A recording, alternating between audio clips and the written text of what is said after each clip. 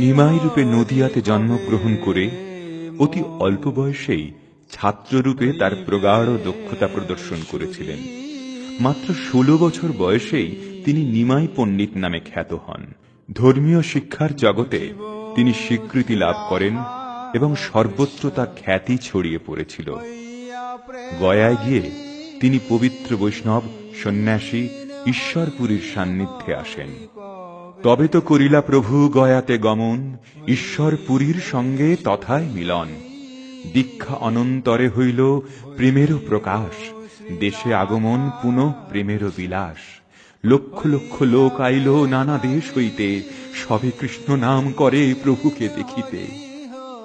এই জ্ঞানী বৈষ্ণব সন্ন্যাসীর সান্নিধ্য তাকে অনুপ্রাণিত করে আধ্যাত্মিক দীক্ষার পথে।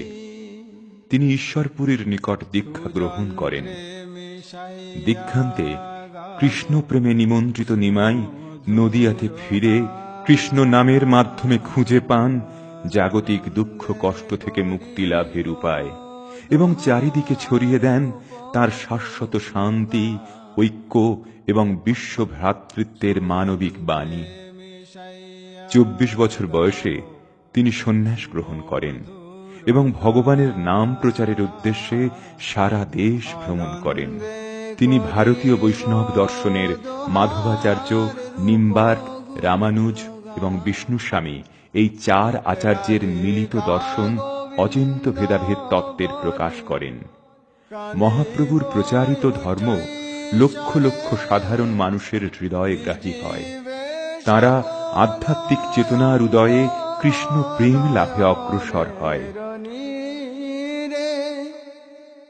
এইবার করুণা করো রূপ সনাতন, এইবার করুণা করো রূপ সনাতন।